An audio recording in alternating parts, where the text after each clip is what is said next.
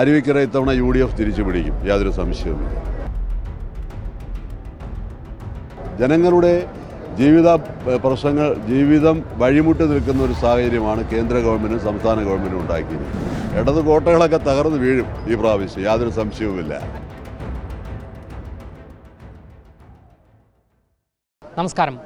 വർഷങ്ങളായി ഇടത് കോട്ടയായി നിലനിൽക്കുന്ന അരുവിക്കര മണ്ഡലം പിടിക്കുവാനായി UDF കരുത്തനായൊരു സ്ഥാനാർത്ഥിയെ ഇറക്കിയിരിക്കുകയാണ്. VS ശിവകുമാർ UDF സ്ഥാനാർത്ഥിയായി അരുവിക്കരയിൽ മത്സരിക്കുകയാണ്. ഏറെ വിജയപ്രതീക്ഷയോടുകൂടിയാണ് ഇത്തവണ VS ശിവകുമാർ അരുവിക്കരയിൽ മത്സരത്തിന് ഇറങ്ങിയിരിക്കുന്നത്. എന്തായാലും നാമനിർദ്ദേശ പത്രിക സമർപ്പിച്ചതിന് ശേഷം VS ശിവകുമാർ ഇപ്പോൾ മറുനാടനോട് പ്രതികരിക്കുകയാണ്.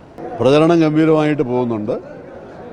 ആവേശകരമായിട്ടുള്ള സ്വീകരണമാണ് എല്ലാ പ്രദേശങ്ങളിൽ നിന്നും ലഭ്യമാകുന്നത്.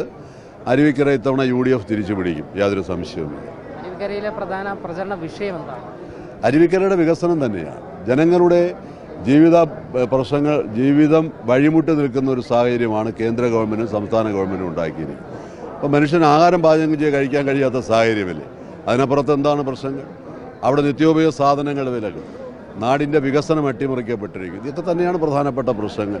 അതെല്ലാം പരിഹരിക്കും UDF ഗവൺമെൻറ് വന്നാൽ, യാതൊരു സംശയവുമില്ല. അതാണ് ഞങ്ങൾ ജനങ്ങളോട് പറയുന്നത്. പാവപ്പെട്ടവരെ, തൊഴിലാളികളെ, വന്യജീവി ആക്രമണം ഉണ്ടാകുമ്പോൾ അതിന് ഇന്നും നടപടിയെടുക്കുന്നില്ല ഗവൺമെൻറ്, അതിനൊന്നും കഴിയുന്നില്ല എന്നുള്ളതാണ്. അപ്പോൾ അതിനു വേണ്ടുന്ന ശക്തമായ നടപടികൾ സ്വീകരിക്കുമെന്നുള്ളതാണ് ജനങ്ങളോട് ഞങ്ങൾ പറയുന്നത്. അതവരെപ്പോഴും പറഞ്ഞുകൊണ്ടിരിക്കുകയാണ്. ഇടത് കോട്ടകളൊക്കെ തകർന്ന് വീഴും ഈ പ്രാവശ്യം, യാതൊരു സംശയവുമില്ല. അരുവിക്കരക്കാർക്ക് നൽകാനുള്ള ഉറപ്പെന്താണ്?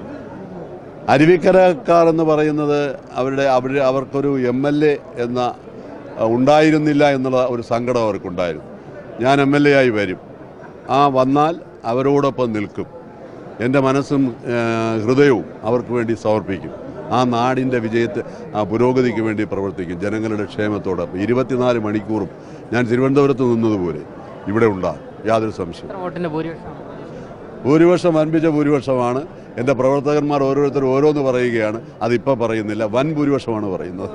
എന്തായാലും അരുവിക്കരയിൽ MLA ആയിരുന്ന G. സ്റ്റീഫൻ തന്നെയാണ് ഇവിടെ CPM സ്ഥാനാർത്ഥി. NDA സ്ഥാനാർത്ഥി വിവേക് ഗോപനാണ്. എന്തായാലും കടുത്ത മത്സരം തന്നെ അരുവിക്കരയിൽ നടക്കും എന്നാണ് മൂന്ന് മുന്നണികളും പറയുന്നത്.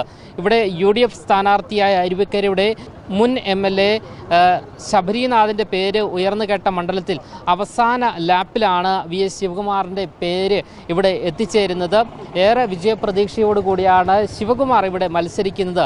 2016 21,314 വോട്ടിൻ്റെ ഭൂരിപക്ഷമുണ്ടായിരുന്ന ശബരിനാഥിനെ 2021 5046 വോട്ടിന് അട്ടിമറിച്ച LDFിൻ്റെ G. സ്റ്റീഫൻ ആഴ്ചകൾക്ക് മുൻപേ പ്രചരണത്തിന് സജീവമാവുകയും ചെയ്തിട്ടുണ്ട്.